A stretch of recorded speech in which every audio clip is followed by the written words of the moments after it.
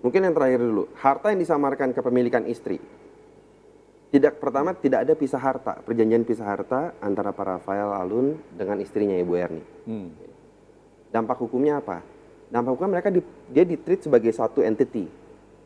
Dalam dunia perpajakan pun, SPT-nya Pak Alun itu mencantumkan harta dan aset dari Ibu Erni. Ya. NPWP mereka pun sama.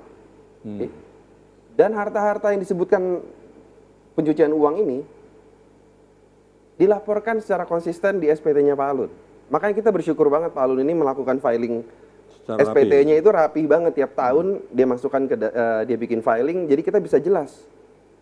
Nah, ketika itu dilaporkan kepada negara secara apa adanya, apakah unsur menyamarkan atau menyembunyikan bisa terpenuhi? Apa yang disamarkan kalau dilaporkan?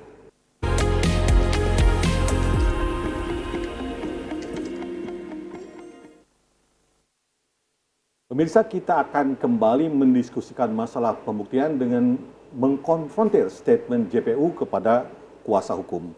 Oke, Brian, saya masih ingat tuh ada satu sesi ketika JPU menghadirkan mantan karyawan dari kantor konsultan ARME ya. Ya, betul ya. Benar. Dan kemudian saya juga baru tahu dari pemberitaan tersebut bahwa yang bersangkutan bekerja di KPK. Benar. Bukankah saksi semacam ini juga kategorinya adalah saksi yang memang menyaksikan secara langsung? Ya. Apa tanggapan Anda? Memang ada beberapa hal yang kita berikan komentar khusus terhadap hal itu. Pertama, soal pembuktiannya, soal gratifikasi. Benar, soal gratifikasi. Jadi pada saat itu yang bersangkutan merupakan direktur keuangan dari PT ARME. Ini PT yang dituduhkan KPK menjadi channel untuk memberikan gratifikasi kepada Rafael Alun. Saat itu alasannya adalah karena uang yang diterima oleh Rafael Alun atau PT ARME dalam hal ini adalah uang dari wajib pajak. Pertama, itu given.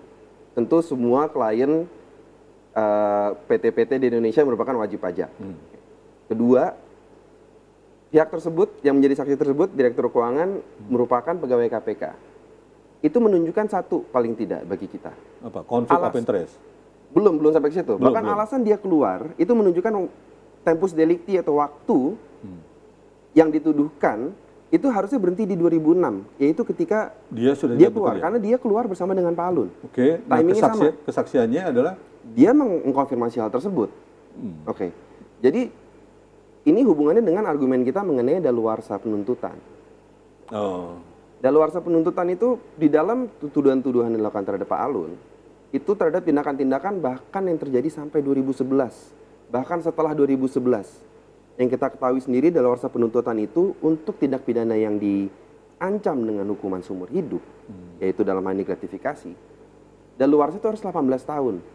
Artinya, tindakan-tindakan pidana yang dituduhkan itu tidak boleh melebihi 18 tahun sejak dilakukan penuntutan. Penuntutan ini dilakukan tahun 2023. Tindak pidana yang dituduhkan sebelum 2005 bahkan. Ada juga yang termasuk di dalam setelah 2005.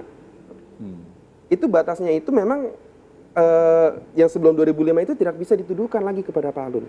Sedangkan ini tindak pidana ini dari 2002 sampai sekarang ini semua masih dituduhkan. Nah, daluarsa ini, asas ini udah dilanggar. Itu domain hukum acara atau bukan? Formal? Itu bagian dari hukum acara juga. Bukan dari hukum acara. Hukum acara dan KUHP itu diatur dalam KUHP. Oke, itu melanggar secara ini karena ada kadaluarsa. Tapi secara bukti kesaksiannya bagaimana? Menurut kami, pertama memang tentu konflik of interest itu nyata. Nggak mungkin dia bersaksi berbeda gitu dengan tempat dia bekerja sekarang. Tentu ada rawan konflik of interest lah. Kita belum menyatakan itu ada, tapi itu sangat rawan konflik of interest. Ini terjadi 2 kali, Pak. Ya. Pertama, ketika dihadirkan saksi tersebut. Ya. Kedua, ketika ada ahli yang diajukan oleh KPK sebagai auditor forensik, itu bahkan orang yang bekerja unit audit forensik dari KPK sendiri dijadikan ahli. Sedangkan ahli yang dihadirkan itu harus independen. Itu diatur dalam KUHP. Nah, ini yang kemudian terjadi perdebatan cukup sengit waktu itu di ruang persidangan. KPK tetap memaksakan kalau memang tidak ada konflik of interest di sini. Namun nyatanya kode etik dari CFE menyatakan kalau ada konflik of interest, auditor tidak bisa memberikan laporan, tidak bisa memberikan opini. Bahkan dalam opini tersebut, semakin nyata lagi, semakin kental lagi konflik of interest-nya, di ujungnya ada kesimpulan bahwa Rafael Alun bersalah.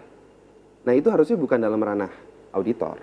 Oke. Auditor hanya bisa mengungkap fakta, analisa faktanya apa, kesimpulannya apa, apakah ada kejanggalan dan lain-lain. Itu bukan ranahnya untuk menyatakan kalau ada kesalahan. Oke, jadi Anda nilai pertama dari, saya coba runut ya, Junaidi mengatakan bahwa dari segi metode itu banyak yang tidak pas atau tidak sesuai. Kemudian Benar.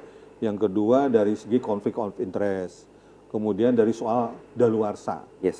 sebuah kesaksian. Karena Ya. memang hukum mengatur seperti itu agar tidak melahirkan korban terhadap Benar. orang yang sedang menempuh proses peradilan. Benar. Oke, saya coba beralih ke soal pencucian uang. Nah ini angkanya fantastis ya, lebih dari 90 M. Iya. Bahkan ada yang disamarkan menurut JPU dalam bentuk pemilikan oleh orang lain, Ya. gitu. Kemudian juga ada harta yang juga disamarkan juga sebagai kepemilikan istri. Benar. Komentar Anda seperti apa? Mungkin yang terakhir dulu, harta yang disamarkan kepemilikan istri. Pertama tidak ada pisah harta, perjanjian pisah harta antara Pak Rafael Alun dengan istrinya Ibu Erni. Dampak hukumnya apa? Dampak hukumnya mereka dia di-treat sebagai satu entity. Dalam dunia perpajakan pun SPT-nya Pak Alun itu mencantumkan harta dan aset dari Ibu Erni. Ya. NPWP mereka pun sama. Oke. Dan harta-harta yang disebutkan pencucian uang ini dilaporkan secara konsisten di SPT-nya Pak Alun. Makanya kita bersyukur banget Pak Alun ini melakukan filing Secara rapi. SPT-nya itu rapi banget tiap tahun dia masukkan dia bikin filing, jadi kita bisa jelas. Nah, ketika itu dilaporkan kepada negara secara apa adanya, apakah unsur menyamarkan atau menyembunyikan bisa terpenuhi? Apa yang disamarkan kalau dilaporkan? Satu. Kedua, mengenai tadi pencucian uang sampai sejumlah 90 miliar. Dan juga ditempatkan atau menggunakan nama orang lain. Nah, itu yang kita nggak ngelihat korelasinya di mana. Pada akhirnya pun uang pengganti ya, walaupun itu kita pun masih menganggap uang pengganti itu tidak bisa dimintakan oleh terhadap Pak Alun, uang penggantinya aja diminta 18 miliar. Aset yang disita sampai 90 miliar. Tuduhan gratifikasinya Tuduhan di angka gratifikasinya berapa? Di bawah 20 ya? di bawah 8, mungkin sebentar Pak, saya pastikan dulu sini. 18 koma mungkin ya? Iya. Jadi angkanya pun itu di bawah itu Pak. Jadi antara tuduhan dengan barang yang disita, aset yang disita, itu bisa berkali-kali lipat gitu? Benar. Itu kan overkill gitu Pak. Gimana bisa dia ambil 90 miliar disita untuk tuduhan yang jauh daripada itu. Kemudian kenapa 90 angka bisa fantastis sampai 90 miliar? Karena penyitaan ini dilakukan bukan hanya terhadap asetnya Pak Alun dan istri aja Pak. Tapi aset orang lain yang atas Aset nama pihak orang. ketiga bahkan. Aset keluarga lain yang hubungannya tuh mereka udah jauh, mereka sudah punya keluarga sendiri, punya usaha sendiri. Lantas dianggap saja semua orang yang berhubungan dengan Pak Alun asetnya pasti ini merupakan pencucian uang. Itu yang kita juga Tapi keberatan. bukannya gini, Brian, bukannya memang itu sesuatu yang lazim ketika orang memang punya itikat jahat kan? Ya. Bahkan ada yang disamarkan atas nama sopirnya. Ya. Nah, dalam kasus ini, bukankah itu sesuatu yang wajar, Brian? Nah, itu hal yang juga kita sudah tanggapi di dalam laporan tax analysis kita, financial analysis dari Pak Alun, kesempatan kita untuk melakukan pembuktian terbalik. Oke. Itu kita jelaskan asal-usulnya, perpindahan harta. Semua bisa dijelaskan. Alasan-alasan kenapa ada harta yang ada yang kecil-kecil, ada yang motor diberikan kepada orang yang ngejaga kosnya. Itu Dihitung- memang pemberian kepada. Tapi dihitung juga itu? Itu dianggap gratifikasi, itu dianggap pencucian uang. Oke. Yang paling penting apa Pak? Delik awalnya ini, gratifikasinya ini, itu dulu yang paling kunci untuk dibuktikan kan. Kalau delik awal ini nggak terbukti, maka gimana bisa dianggap aset-aset itu semua adalah pencucian uang dari tindak pidana? Ya. Begitu. Nah, jadi kita meminta, kenapa kita minta Pak Alun untuk dibebaskan? Karena unsur untuk berkaitan dengan ada pemberian penerimaan aja Oke. tidak dibuktikan di dalam persidangan. Pemberian tersebut berkaitan dengan jabatan Pak Alun, saksi-saksi yang dibilang memberikan gratifikasi, sebagian besar baru mengetahui Pak Alun merupakan pegawai pajak karena kasus ini meledak, Oh, ya kan? oke. Kemudian berlawanan dengan tugas dan kewajibannya, harus dijelaskan dong.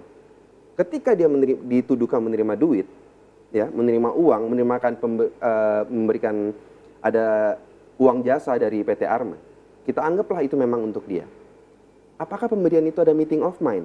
Apakah yang memberi memang secara sadar memberikan tersebut supaya Pak Alun memberikan perlakuan yang spesial terhadap dia? Oke. Dan Pak Alun yang menerima juga mengerti, oh pemberian ini supaya saya memperlakukan dia secara spesial. Itu yang gagal dibuktikan. Oke, Brian, tahan dulu ya, karena kita harus break Baik. sejenak. Pemirsa Jak Forum, kita akan kembali setelah pesan-pesan berikut.